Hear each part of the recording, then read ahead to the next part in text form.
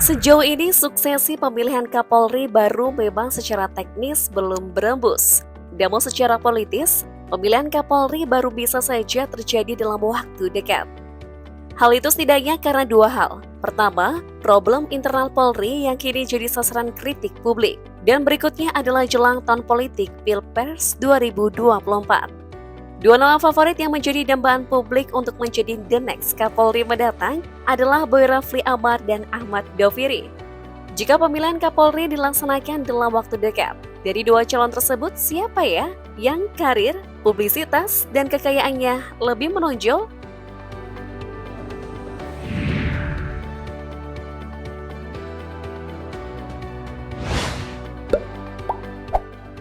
Boy Rafli Amar, 57 tahun, merupakan lulusan Akpol 1988.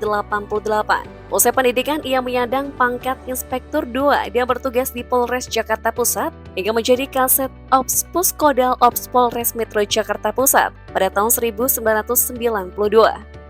Lulus dari PTIK tahun 1997, Boy Rafli dimutasi ke Sorong selama 5 tahun dengan jabatan terakhir sebagai Kabak Reserse Umum Direktorat Reserse Polda Papua pada tahun 2001. Dari Papua, ia melanjutkan pendidikan perwira menengah di Sespim di Diklat Polri. Setelahnya, ia menjabat Kasat Patroli Direktorat Samapta Polda Metro Jaya. Lalu berturut-turut menjadi Wakapolres Metro Jakarta Utara dan Kapolres Kepulauan Seribu. Di tahun 2006, ia menjabat sebagai Kapolres Pasuruan hingga tahun 2008. Ia diangkat menjadi Direktur Reserse Kriminal Polda Maluku Utara. Tak sampai 1 tahun, dia kemudian ditugaskan menjadi Kapoltares Bes Padang. Selepas dari daerah, Boy Rafli ditarik ke Jakarta dan fokus menjadi humas. Dari Kabid Humas Polda Metro Jaya, ia lalu menjadi Kabak Penum Biro Penmas Divisi Humas Polri. Tahun 2014, ia menjabat sebagai Kapolda Banten. 2 tahun kemudian, ia kembali ditarik ke Mabes Polri dan menjadi Kadif Humas Polri, lalu kembali ke Papua, menjadi Kapolda di tahun 2017. Cukup setahun, ia dirotasi lagi untuk menduduki jabatan Wakil Kepala Lemdiklat Polri. Sempat menjadi calon kuat Kapolri pada tahun 2021 lalu. Kini ia menjabat sebagai Kepala BNPT sejak 2020.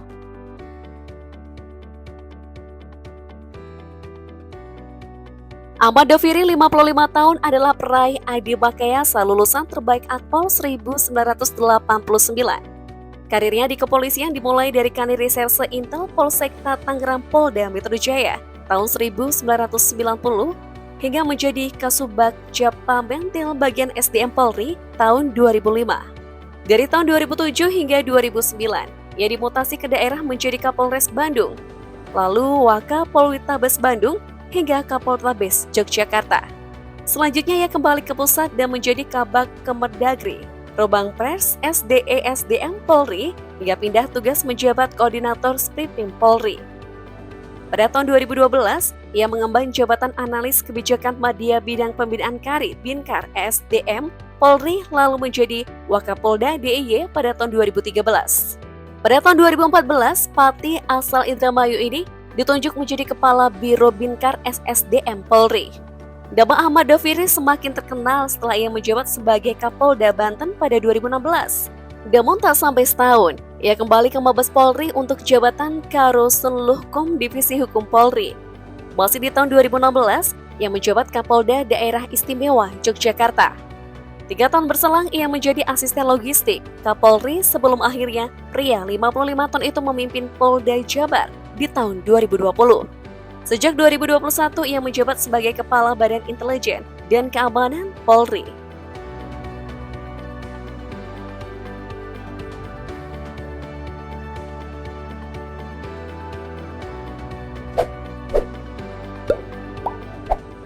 Nama Komjen Boy Rafli Amar begitu familiar di telinga publik.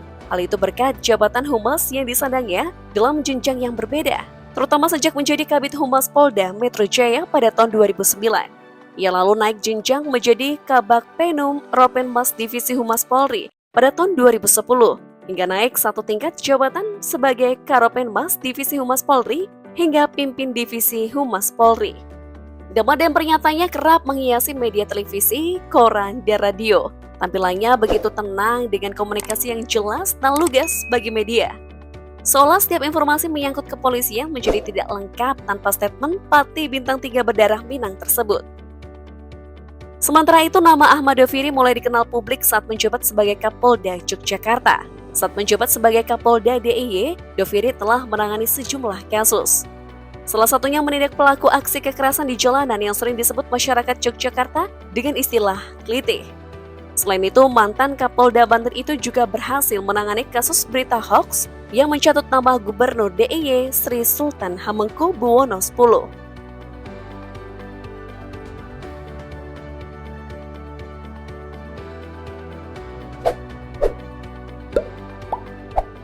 Boy terakhir melaporkan kekayaan pada laporan harta kekayaan penyelenggaraan negara saat ditunjuk menjadi kepala BNPT pada tahun 2020. Suami dari Irawati Rafli Amar ini tercatat memiliki total harta mencapai 6,45 miliar rupiah. Mantan Kadif Humas Polri itu memiliki tanah dan bangunan di Jakarta Selatan dan Lebak, Banten senilai 4,9 miliar rupiah. Yang memiliki harta bergerak lainnya sebesar 760 juta rupiah, serta kas dan setara kas 241,1 juta rupiah. Boy tercatat memiliki utang sebesar 144 juta rupiah. Ahmad Doviri juga kali terakhir melaporkan kekayaan ke LHKPN pada 2020 lalu. Ketika itu dia masih jadi asisten Kapolri Staf Logistik. Ia tercatat memiliki kekayaan hingga 6,55 miliar rupiah. Berdasarkan data, kekayaan terbesar berasal dari aset tanah dan bangunan dengan total 4,95 miliar rupiah. Tanah dan bangunan tersebut tersebar di beberapa tempat, mulai dari kota Tangerang, Tangerang Selatan, Indramayu, hingga Bandung Barat. Adapun harta dan bentuk kas dan setara kas nilai 900 juta rupiah, suami dari Diana Wahyuni ini juga melaporkan harta bergerak lainnya senilai 200 juta rupiah.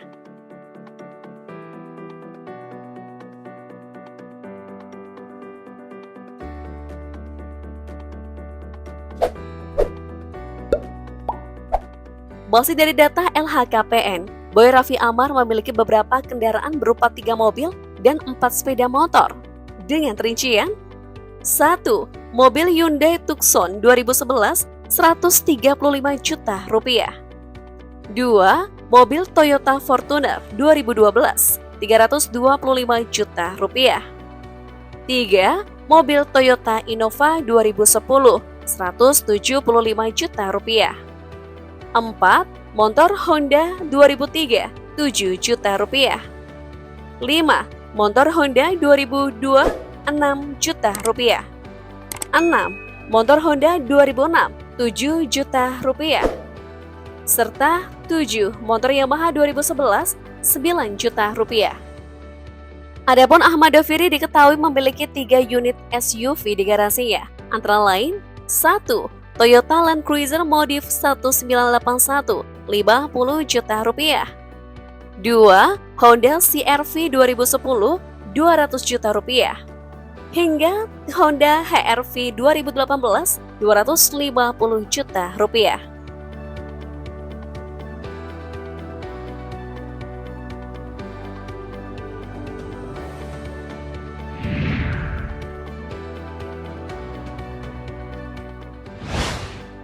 Fakta menarik dari dua calon Kapolri ini adalah keduanya dikenal sebagai pribadi yang cerdas dan religius. Doviri dikenal sebagai sosok yang rajin beribadah dan taat ajaran agama.